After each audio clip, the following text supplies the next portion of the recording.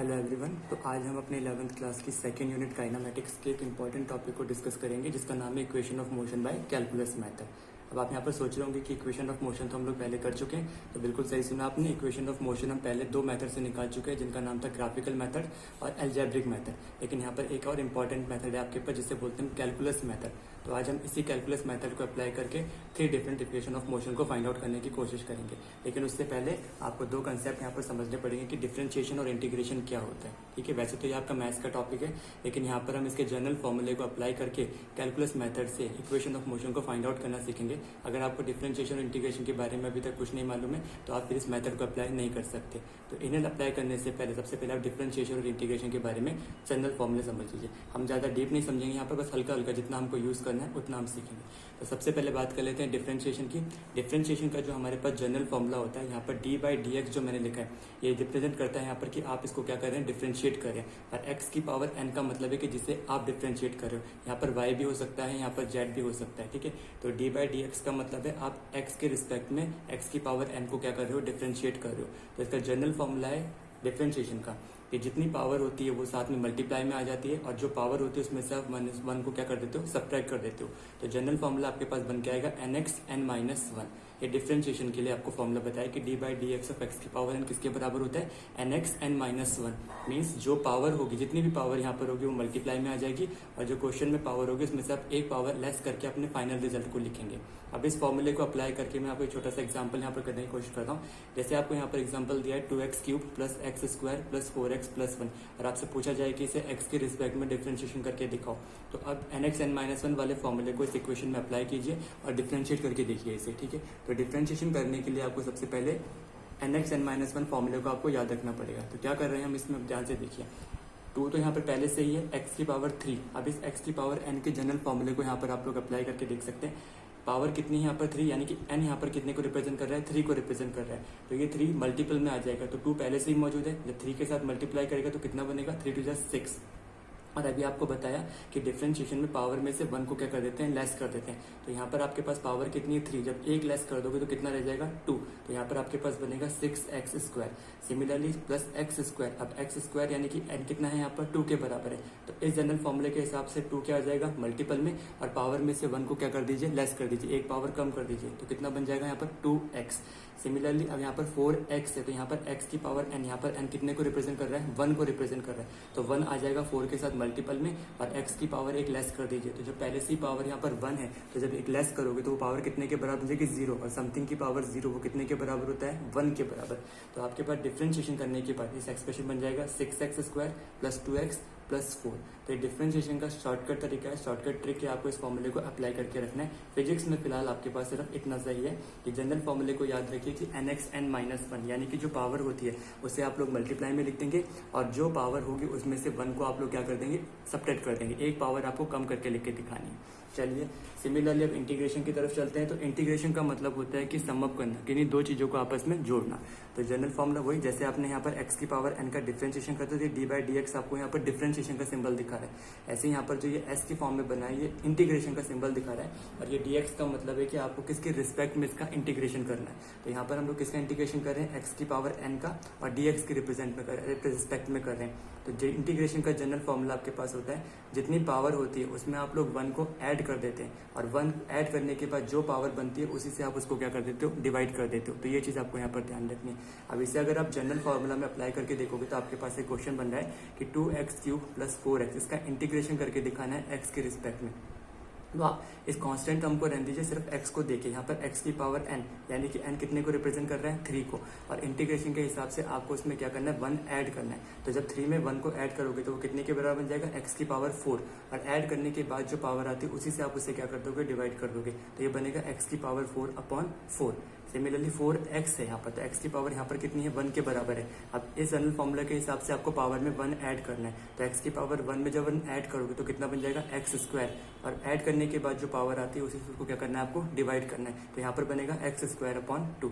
अब 2 से 4 को काटिए, मतलब सिंप्लीफाई करके लिखे, और यहाँ 2 से 4 को कैंसिल करिए, तो ये बनेगा x की पावर 4 अपॉन 2 और ये बन जाएगा 2x स्क्वायर। तो ये कुछ एग्जाम्पल थे आपके सामने जिसकी हेल्प से आप लोग क्या कर सकते हो, किसी भी टर्म का इंटीग्रेशन कर सकते हो। आपको सिर्फ ये जनरल फॉर्मूले याद रखने की d by d x of x की पावर एन होता है n x n minus one, और इंटीग्रेशन की फॉर्म में हम पावर में क्या कर देते हैं, ऐड कर देते हैं वन को, और ऐड करने के बाद जो टर्म आती है उसी से हम उसे क्या कर देते हैं, डिवाइड करते हैं। तो आज इन्हीं दो मेथड्स को अप्लाई करके हम लोग कैलकुलस मेथड की हेल्प से इक्वेशन ऑफ मोशन को क्या करेंगे, डिराइव करके देखते हैं। चलिए स्टार्ट करते हैं। चलिए, तो अभी आपने देखा कि इंटीग्रेशन और डिफरेंशिएशन के फॉर्मूलों को अप्लाई करके हम कैसे किसी भी चीज़ को इंटीग्रेट और डिफरेंशिएट कर सकते हैं। अब उन्हीं मेथड को अप्लाई करके हम यहाँ पर क्या निकालेंगे, इक्वेशन ऑफ मोशन को फाइंड आउट करेंगे।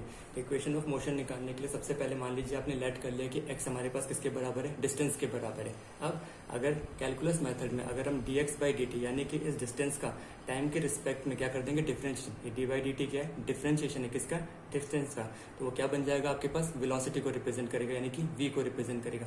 और अगेन अगर आप इस वेलोसिटी का t के रिस्पेक्ट में एक बार और डिफरेंशिएशन कर दोगे तो वो आपके बराबर क्या बन जाएगा, एक्सेलरेशन के बराबर आ जाएगा। आपको ये तीन रिलेशन यहाँ पर याद रखने पड़ेंगे।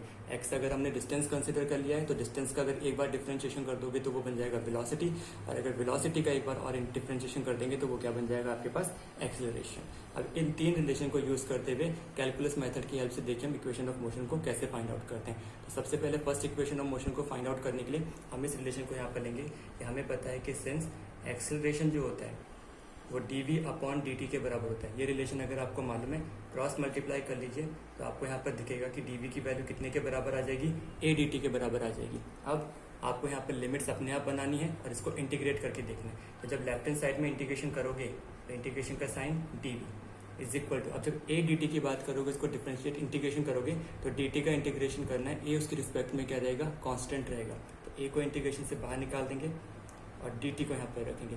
अब इंटीग्रेशन में एक चीज़ का और ध्यान रखना पड़ेगा, आपको लिमिट्स भी अप्लाई करनी पड़ती है। तो जब भी आप वेलोसिटी की लिमिट लगाएंगे तो आपको लेनी है वो u से v तक, यानी कि इनिशियल वेलोसिटी से फाइनल वेलोसिटी तक। और जब आप टाइम की लिमिट लगाओगे तो आपको लेनी है 0 से लेके t तक, यानी कि जब पार्टिकल रेस्ट पोजीशन पर रहा होगा और t टाइम बाद जब कहीं किसी पोजीशन पर पहुंच गया होगा। तो जितनी बार मैं dt का इंटीग्रेशन करूंगा आने वाली इक्वेशन ऑफ मोशन में, तो वहाँ पर लिमिट रहेगी 0 से t, और जहाँ कहीं पर वेलोसिटी का इंटीग्रेशन करूंगा वहाँ पर लिमिट चलेगी u से लेके v तक। अभी इन्हें अप्लाई करना भी सिखाएंगे। अब इंटीग्रेशन करना मैंने आपको सिखाया था कि जनरल फॉर्मूले के हिसाब से जो भी पावर होगी उसमें 1 को ऐड कर दीजिए और डिवाइडेड बाय उतनी पावर से कर दिए। अब dv को यहाँ पर देखोगे, यहाँ पर समझने वाली बात है, ये dv है, इसका इंटीग्रेशन कितना होगा। तो dv को अगर हम यहाँ पर देखें तो कांस्टेंट वैल्यू कितनी है, यहाँ पर 1 के बराबर है। 1 का मतलब एक स्टेप पीछे चल के देखो कि ये क्या रहा होगा, यानी कि यहाँ पर रहा होगा v की पावर 0। मैं यहाँ पर रफली लिख के दिखाता हूँ, ये कुछ ऐसा रहा होगा, v की पावर 0 dv u से v, मतलब आप इस टर्म को इस तरीके से भी लिख सकते हैं क्योंकि v की पावर 0 1 और 1 का तो रहता ही, तो वो dv, तो ये इस बराबर बनेगा। अब जरा इसमें जनरल फॉर्मूले को अप्लाई करो इंटीग्रेशन का, तो यहाँ पर n कितने के बराबर है आपका, 0 के बराबर। और क्या सिखाया था कि 1 ऐड करना है, तो जब 0 में 1 ऐड करोगे तो कितना बच जाएगा यहाँ पर v, और अपॉन में कितना आ जाएगा 1 आपकी पावर। तो एक तरीके से dv का जो इंटीग्रेशन हो कितना बन के आएगा आपके पास, v के बराबर। तो यहाँ पर dv का इंटीग्रेशन कितना आ गया, v, और लिमिट आपके पास चल रही है u से v तक इज इक्वल टू ए। अब सेम जो आपने यहाँ पर रिलेशन लगाया dv का कि भाई इससे पहले v की पावर 0 रहा होगा, ऐसे यहाँ पर भी dt से पहले यहाँ पर क्या रहेगा, t की पावर 0, क्योंकि कांस्टेंट वैल्यू है, और 1 का कितना होगा इंटीग्रेशन, जितना सिंबल है यहाँ पर, तो इसके बराबर आ जाएगा t, और लिमिट चल रही है 0 से t तक। अब लिमिट लगाने का भी अपना एक तरीका होता है, लिमिट लगाने का तरीका होता है upper limit minus lower limit, ये इसका जनरल फॉर्मूला है, ठीक है। तो v में ये v और u v की लिमिट है, तो पहले अपर लिमिट लगाओ, तो v की जगह जब अपर लिमिट रखोगे तो v के बराबर, माइनस साइन लगाएंगे, लोअर लिमिट कितना है, u के बराबर, ब्रैकेट क्लोज, a, t की जगह अपर लिमिट रखोगे तो t माइनस लोअर लिमिट, जब t की जगह 0 पुट करा तो ये 0 के बराबर हो जाएगा। थोड़ा सा सॉल्व करके देखा तो v minus u is equal to 80 के बराबर आ जाएगा, और u को इस तरफ भेज देंगे तो आपके पास एक्सप्रेशन बन जाएगा v is equal to u plus 80। तो आपने देखा कि कैलकुलस मेथड से, यानी कि इन मेथड्स को अप्लाई करके कैसे आप लोगों ने फर्स्ट इक्वेशन ऑफ मोशन को क्या करा है, डिराइव करा है। अभी तक हम लोग इसमें किसके बारे में कर चुके हैं, कैलकुलस मेथड्स के इक्वेशन ऑफ मोशन निकालना सीखा हम लोगों ने। अब नेक्स्ट हम इसमें सेकंड इक्वेशन ऑफ मोशन को निकालना सीखते हैं। चलिए, तो अभी आपने देखा कैलकुलस मेथड से फर्स्ट इक्वेशन ऑफ मोशन को कैसे फाइंड आउट करा। अब सेकंड इक्वेशन ऑफ मोशन जो कि आपको पहले से मालूम है, s is equal to u t plus half a t square के बराबर होती है। तो उसमें हम अपने सेकंड रिलेशन को यूज करेंगे, we know v is equal to d x upon d t के बराबर। इस रिलेशन को हम लोग यहाँ पर यूज करें एंड देन इसको क्रॉस मल्टीप्लाई कर दीजिए।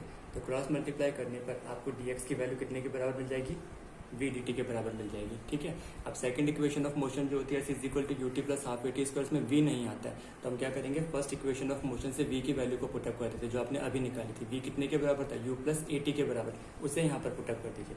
तो यहाँ से आपको वैल्यू मिलेगी d x is equal to v की जगह आ जाएगा यू प्लस ए टी और साथ में कितना चल रहा है डी टी। ठीक है, अब इसको मल्टीप्लाई कर दीजिए और अलग अलग इसे इंटीग्रेट कर देंगे। तो इधर इंटीग्रेशन का साइन लगाएंगे, डी एक्स यू को डी टी से मल्टीप्लाई करेंगे तो यू तो कांस्टेंट रहेगा, इंटीग्रेशन किसका होगा डी टी का, प्लस जब ए टी को डी टी से मल्टीप्लाई करोगे तो डी टी स्क्वायर नहीं बनेगा, ये बनेगा ए और साथ में आएगा टी डी टी। अब टी तो डी टी की रिस्पेक्ट में इंटीग्रेशन करेंगे आप इसका, लेकिन ए कांस्टेंट रहेगा इसलिए वो इंटीग्रेशन से बाहर चलेगा।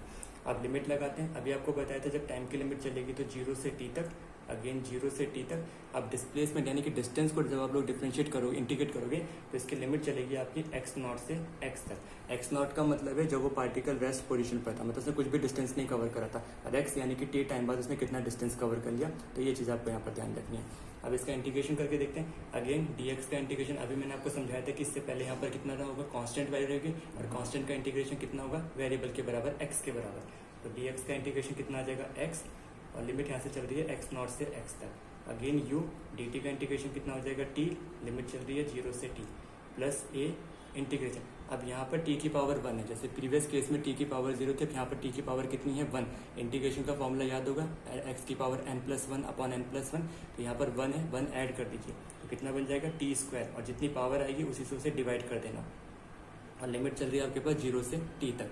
अगेन लिमिट पुट करेंगे, लिमिट पुट करने का तरीका भी आपको बताया था, upper limit minus lower limit. इस मेथड में लगाओगे तो ये बनेगा x माइनस एक्स नॉट, इस ब्रैकेट में लगाएंगे तो upper limit t minus lower limit plus का a, इसमें लगाएंगे तो t स्क्वायर की जगह अपर लिमिट t कहलाएगी, और माइनस 0 करोगे तो 0 का स्क्वायर 0 और अपॉन में t।